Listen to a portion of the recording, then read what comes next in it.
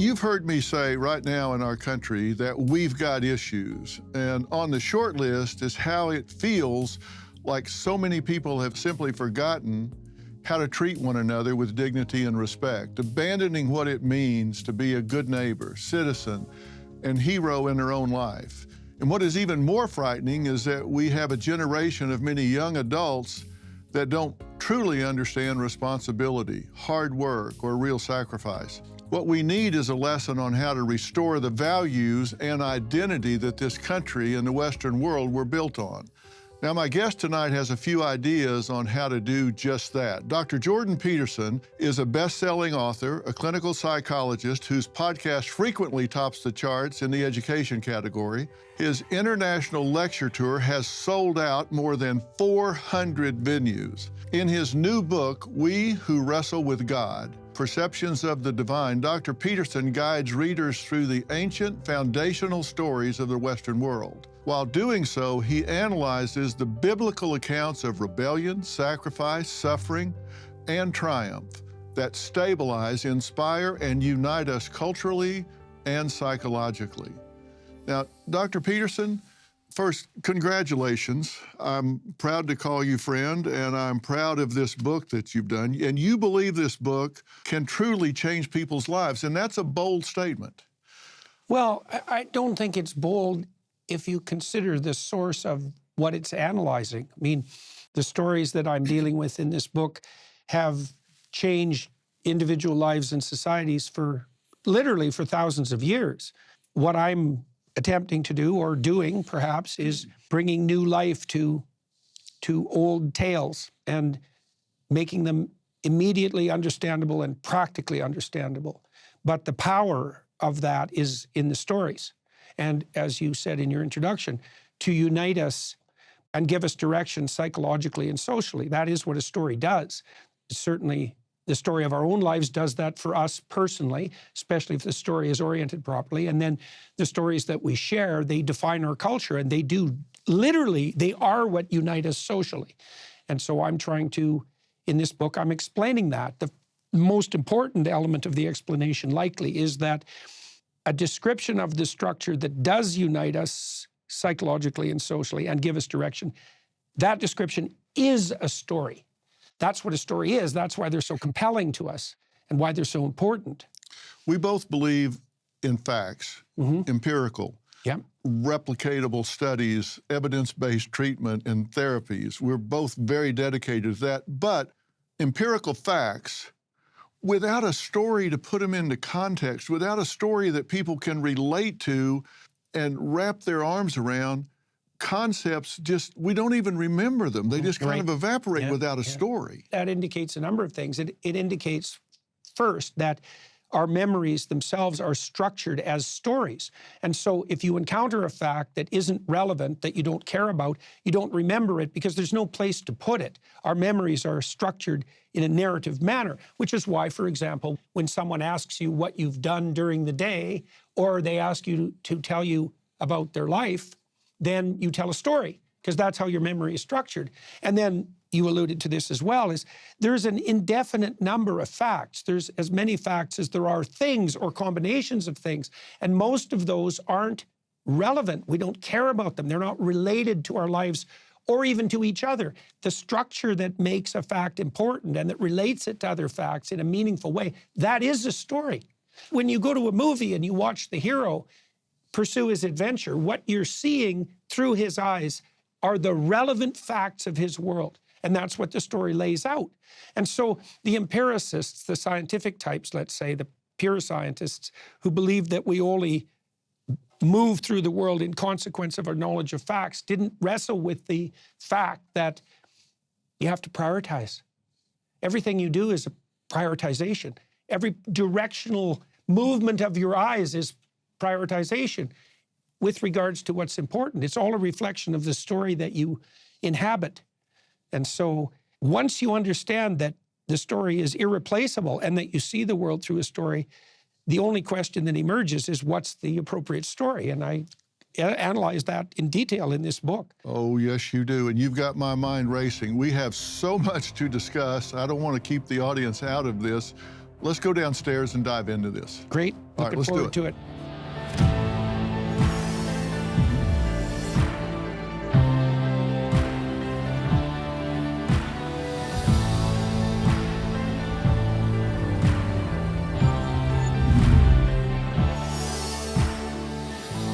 Please welcome my friend, Dr. Jordan B. Peterson.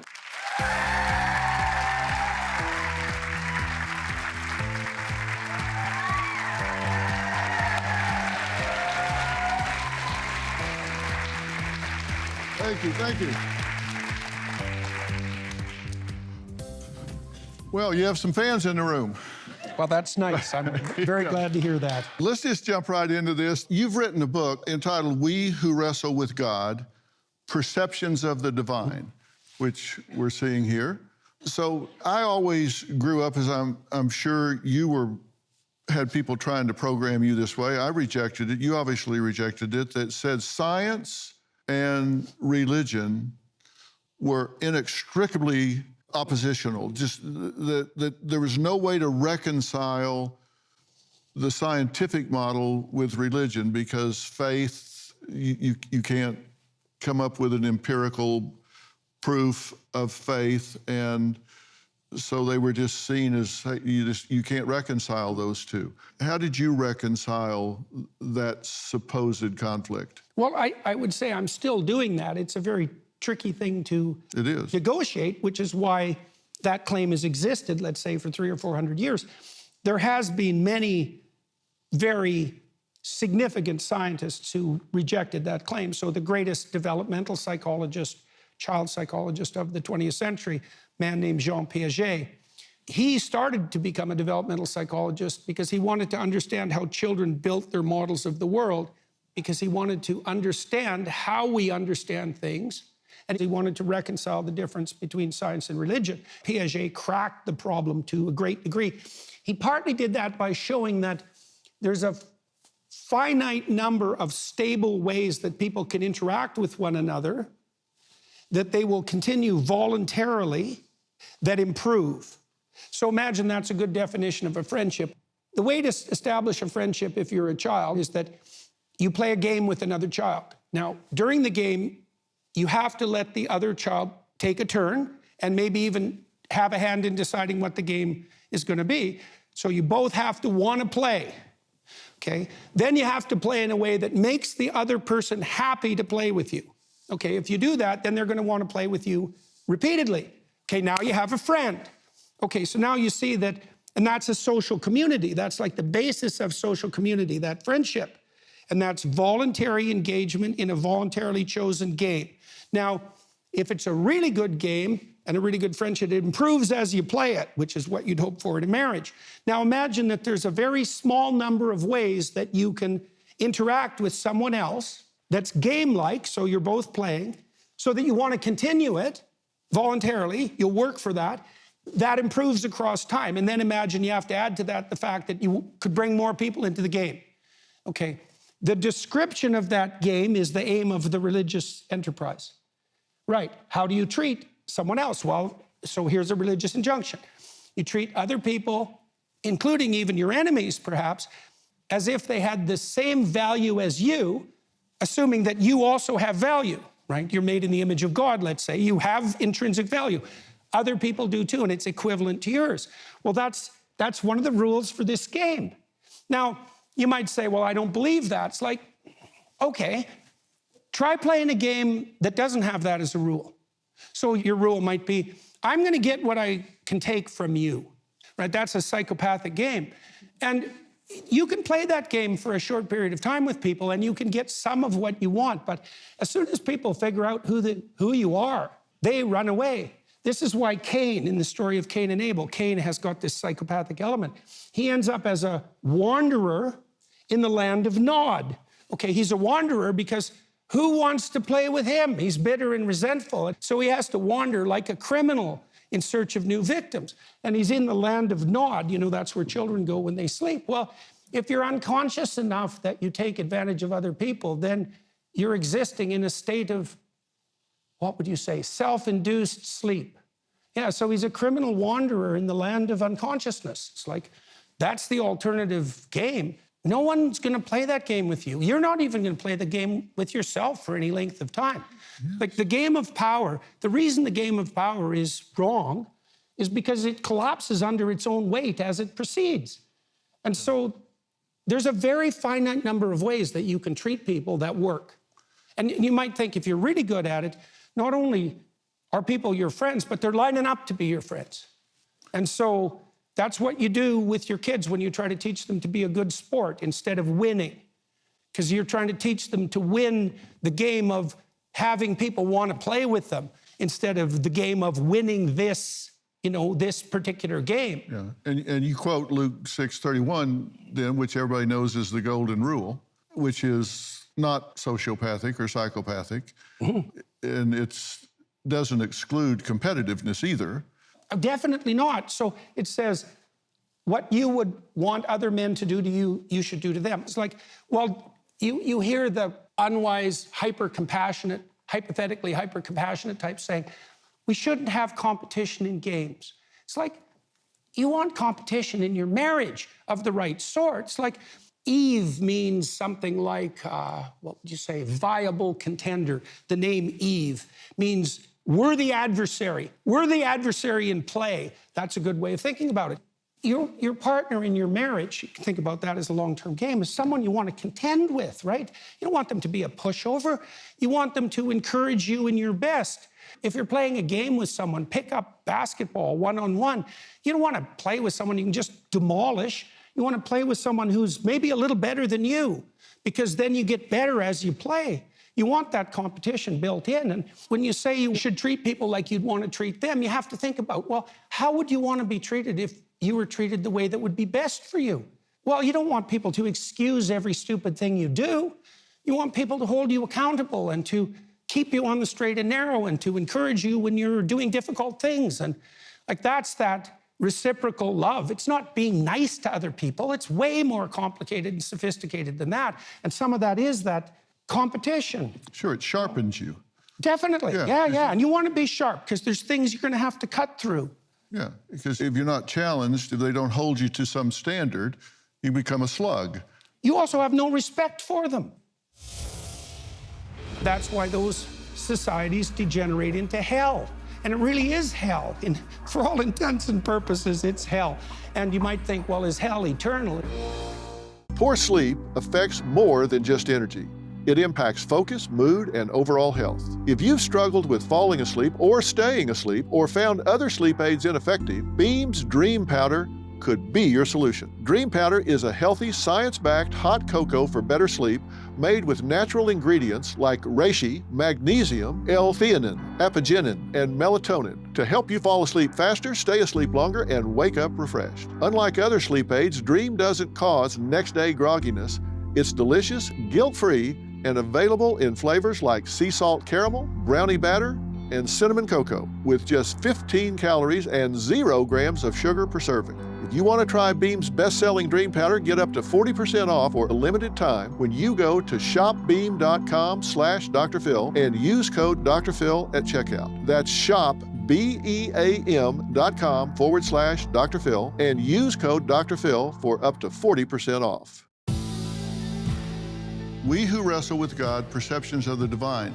What I got from this is you're taking those stories and saying, let's look at these differently than what your typical clergy might have used these stories for in the past. I want to relate these in a way that people can use them and say, what does this say to me about what I need to do in this day and time when everything seems to be getting questioned. Everything seems to be challenging the identification of man and society and all. You say, well, wait a minute.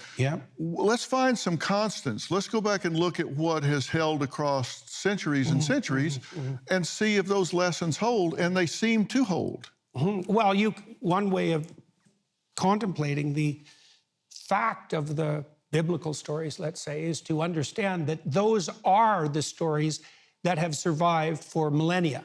There's a reason for that. Stories are only remembered insofar as they retain their relevance. Well, those are the stories that have retained their relevance and have compelled people to remember them for, we don't know how many thousands of years. In the oldest stories, it could be 25,000 years. It's a very, very long time. And so what that indicates is that those are the stories that people have been able to return to in times of trouble to stabilize them when everything's up in the air. And that worked successfully, because otherwise the tradition would have been broken, and it hasn't been broken. Now, we live in a time where one of the hallmarks of virtue is the celebration of diversity.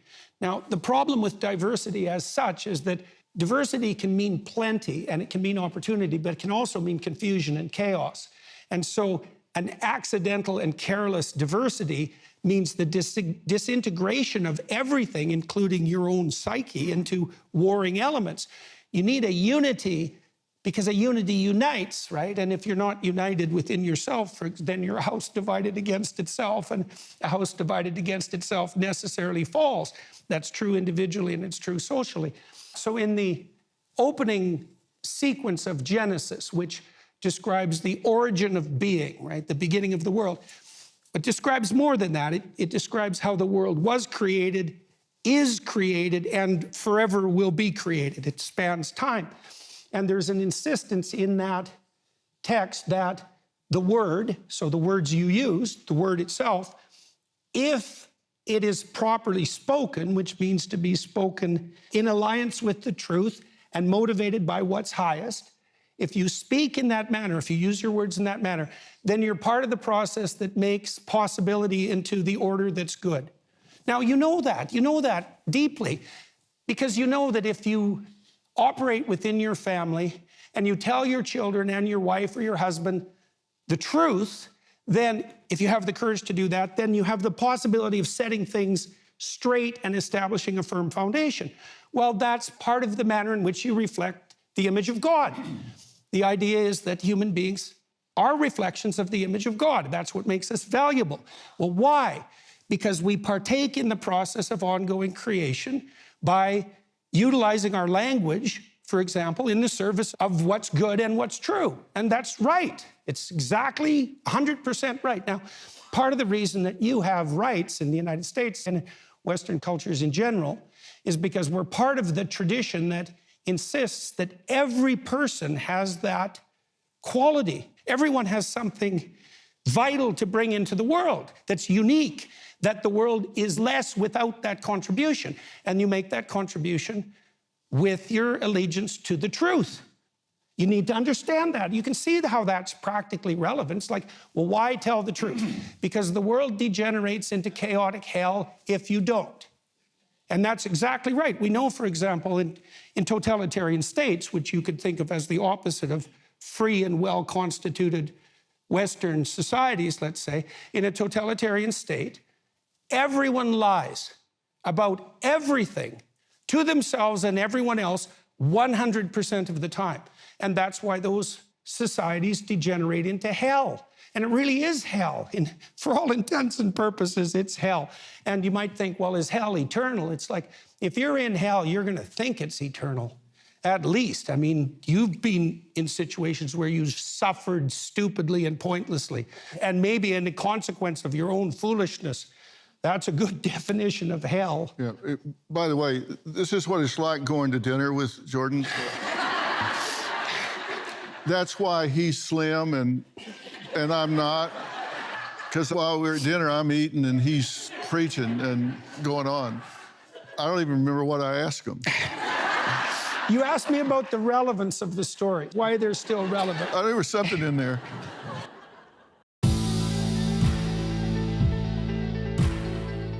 If you're worried about IRS collection tactics, you don't have to face them alone. Tax Network USA is here to help. Tax Network USA is the nation's premier tax relief firm and has negotiated over $1 billion in tax relief for clients. Our services include penalty forgiveness, hardship programs where you might not have to repay anything until your tax debt expires, and offer in compromise solutions for lump sum settlements. Whether you owe $10,000, or 10 million, our experts are ready to assist you. Even if you're behind on taxes due to missing personal or business records, Tax Network USA can guide you through the process. Tax season is long over, and for the IRS, that means it's collection season. To schedule complimentary consultation, call 1-800-958-1000 or visit tnusa.com/Dr. Phil. Don't let the IRS's aggressive tactics control your life. Take charge of your financial future. Visit tnusa.com/Dr. Phil today.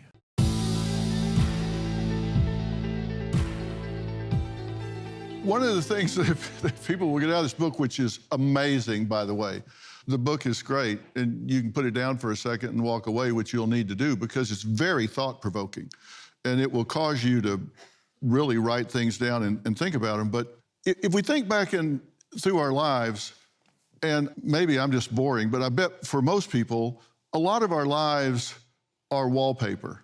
And then there are a number of days that pop out and stand out against the wallpaper.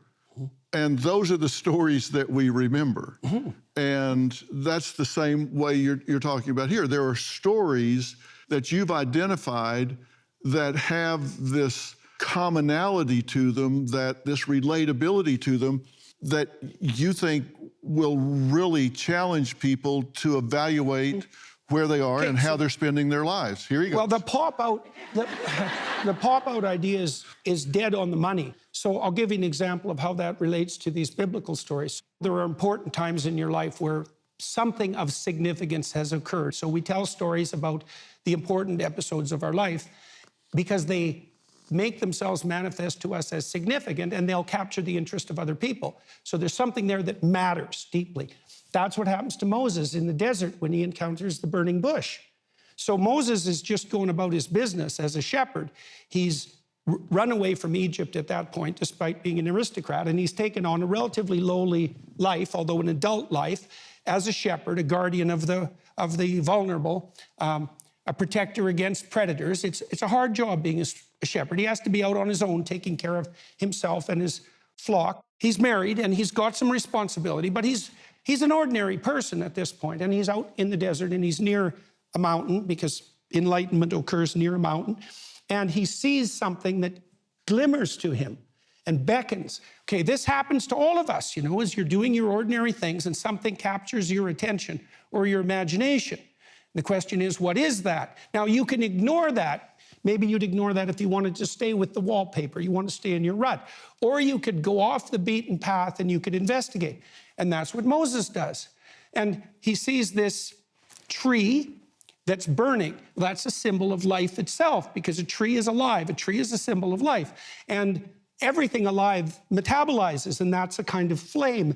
And if you see something intensely alive, which is what you see when you see someone you love, let's say, it's on fire. And so that's what Moses sees. He sees deep into the nature of what compels us, and he goes and investigates. As he gets closer, he starts to understand that he's on sacred ground. See, what captures your interest and pulls you out of your rut, that is a manifestation of the sacred. This is by definition. And if you investigate what compels you and calls to you, you go deeper into it. And that's what happens to Moses. He takes off his shoes, and that signifies his willingness to change his identity, because shoes are emblematic of identity, like Cinderella's shoes, for example, or the witch's shoes in The Wizard of Oz. And so he starts to deeply investigate this thing that's called to him, and what happens? The divine itself speaks to him and says, I'm the ground of being that's revealing itself to you. And if you continue this pursuit, you will change by necessity into the leader that you should be. And Moses allows that to happen, despite the fact that he knows he's not a good speaker. He has all sorts of flaws, and God basically says, I don't care about your flaws. You can't use them as an excuse. If you pursue what compels you, it will transform you, and you have to make the best of a bad lot. And that's your responsibility, and you have to figure out how to do that despite your flaws. Moses communes with this calling, this thing that attracts him, that's not wallpaper, that's memorable. And God says, the mere fact that you've had this experience will allow you to speak the words that people will respond to. Because Moses says, well, I'm going to go talk to the Pharaohs and my people, the Israelites. Why are they going to listen to me? And the answer to that is if you pursue what compels you forward and you discuss it truthfully, people will listen because you speak then with the voice of authority. And that's the nature of charisma, when it's genuine, when it's not narcissistic and false.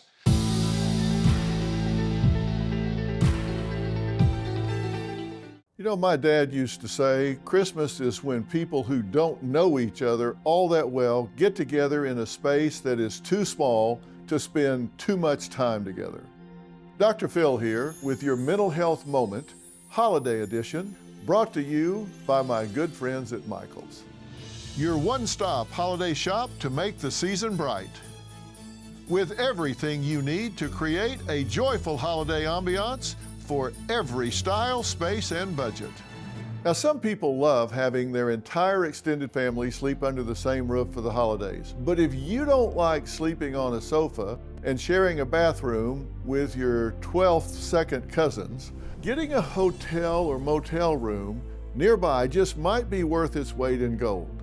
Now, maybe the kids want to stay at grandma's and sleep on the floor and play Uno until 3 a.m., but you can get away and take a shower and a nap. You might even turn it into a mini honeymoon. Break the mold and do what works best for your family. Not what I should do, must do. What will make it much nicer for the holidays for everyone is what you want to focus on. This is not a time that should be stressful.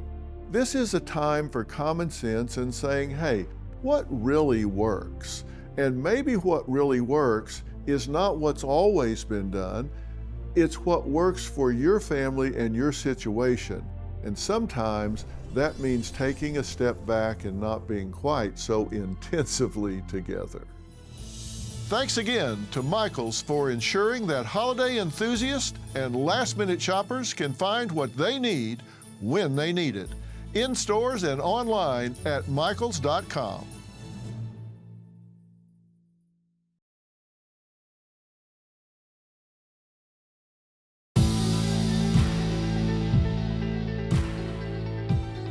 You said something that I thought was really interesting. It seems to kind of be at variance with Maslow's hierarchy of needs.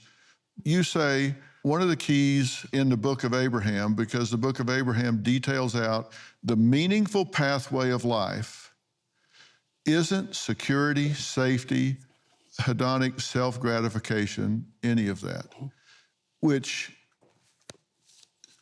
I read to simply be the most meaningful pathway of life is not the safest route.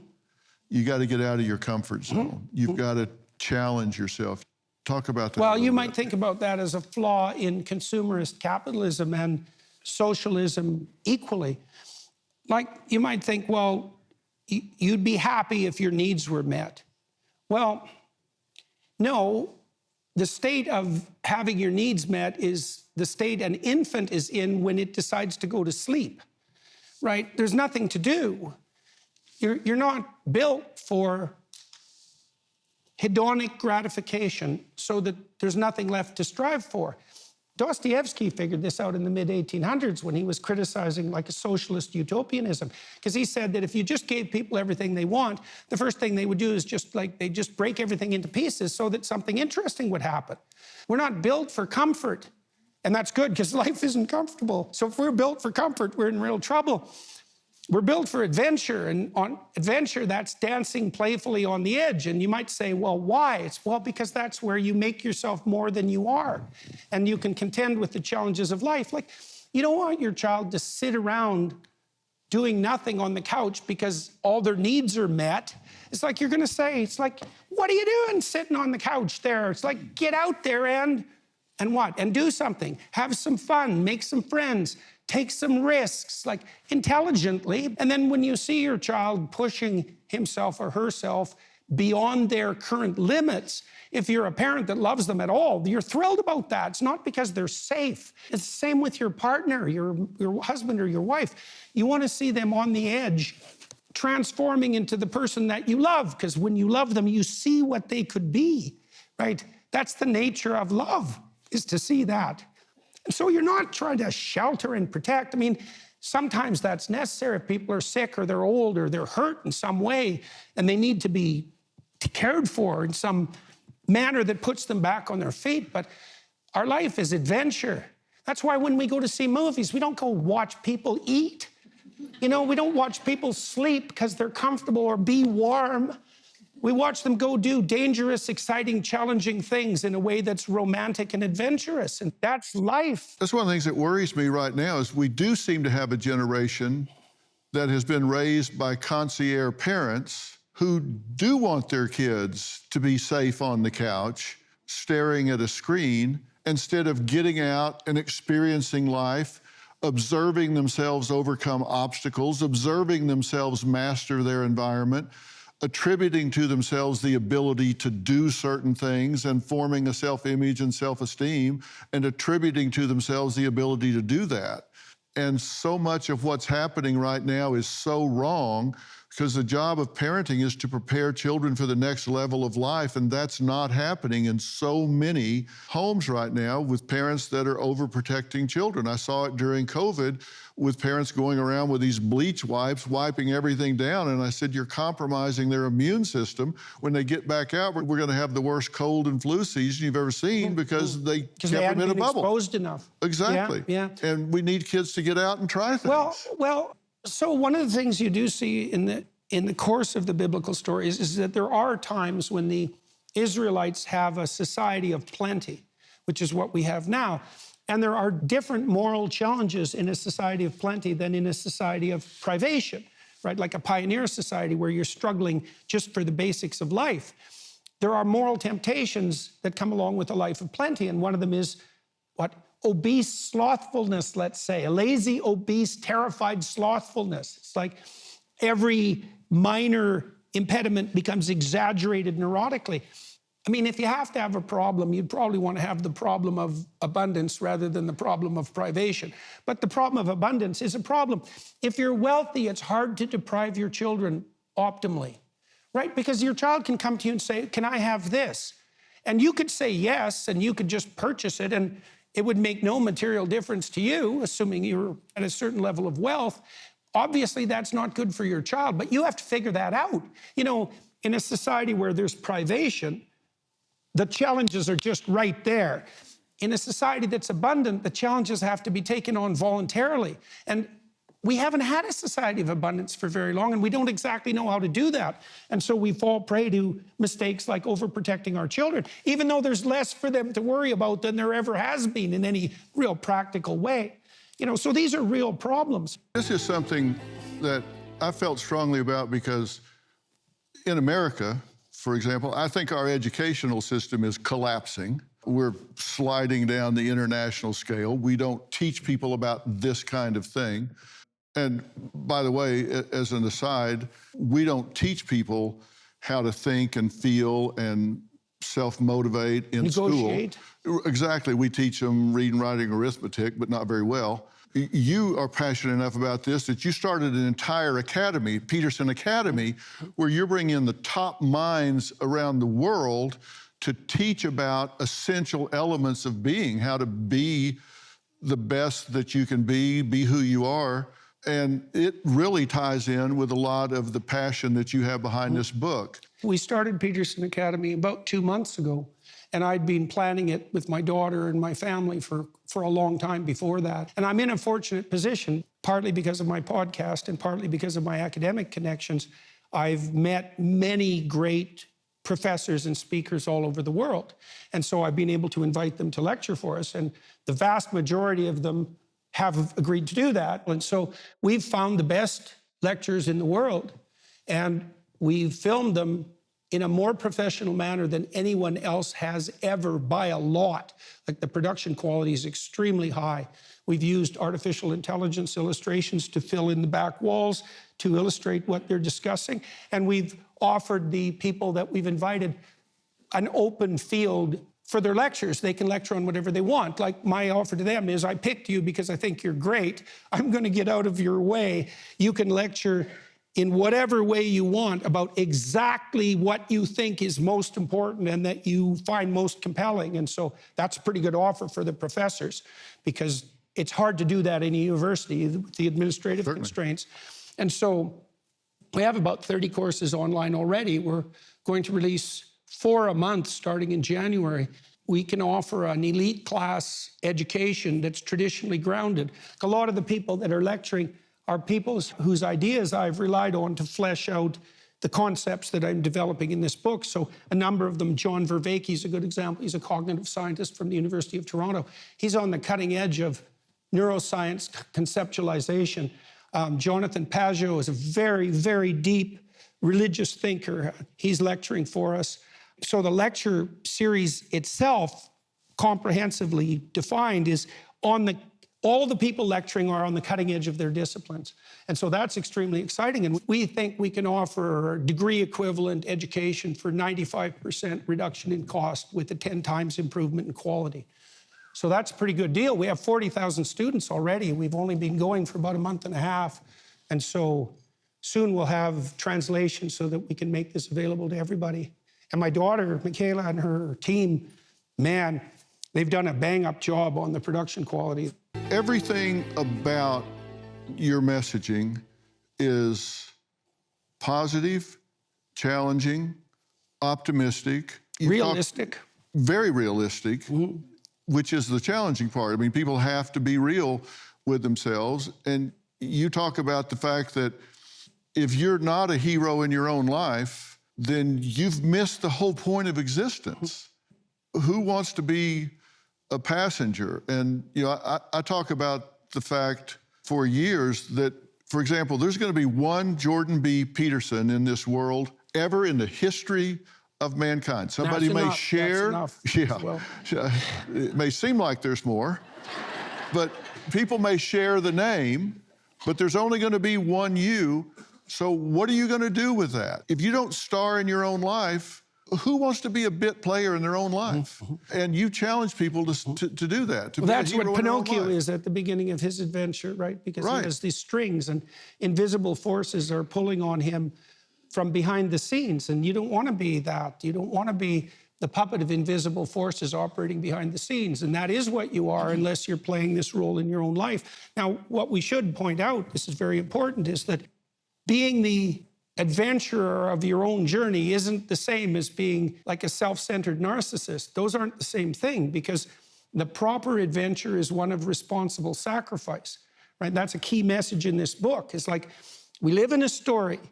Okay, now that's established, I would say. It's established conceptually and philosophically and scientifically. It's the case. A story is the structure that we inhabit that organizes our perceptions and our actions. I think that's incontrovertible. Once that's established, another question emerges, which is, well, what's the story? Now, the postmodernist types insist that the story is one of power. Okay, that's not right. You can get somewhere with power, but it's a self-defeating strategy. Try tyrannizing your wife. That doesn't work well. Like, you can do it for short periods of time, but... No, you can't. There's going to be a kickback. Or if you're, let's say you're successful and you manage to dominate your wife or your husband, you do that successfully, but your punishment is that you're then married to a resentful doormat. And that's not a victory. And you become a tyrant. And tyrants tend to meet very vicious and brutal ends, one way or another, psychologically or physically. The proper story is one of responsible self-sacrifice. So the whole biblical library is an investigation into the structure of sacrifice.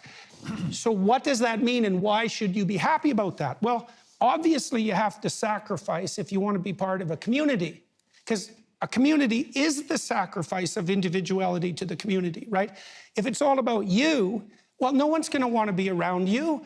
Even as a kid, if you're 3 years old, you have to learn to take turns. That means you have to sacrifice your turn. Well, why? Well, how about so you have a friend? And so the sacrifice is justified by the community, right? And so once you know that, the next question is, well, what's the most effective form of sacrifice? And that is the question that the biblical stories wrestle with continually. What's the sacrifice that's most acceptable to God? Well, that's the responsible sacrifice of the present to the future, right? So that you invest in the future in the long run, so you're not impulsive and immature. And it's the responsible sacrifice of yourself to what's highest. And that would mean within your marriage, say, that would mean you sacrifice yourself to the marriage, to your children, to your broader family, to your community, to your state, to your nation. And that's identity, like the identity that's everywhere. What's my identity? It's like, it's not in your head.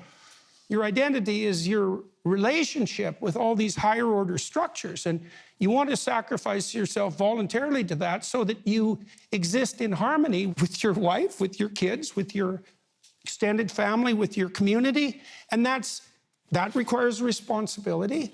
There's immense meaning in that. You know that if you're trying to reconcile yourself to your conscience as it harasses you for your inadequacies, that part of the argument you're going to make to yourself about your own validity is your memories of the times that you acted properly on behalf of what? Other people. Maybe even people who weren't positively predisposed to you, where you went out of your way to be useful, and it worked, right? Everyone who's civilized, socialized, mature, everyone who has those characteristics finds the deepest meaning in their life in pursuit of voluntary, responsible sacrifice. And that's no different than adventure, which is also on something that's cool.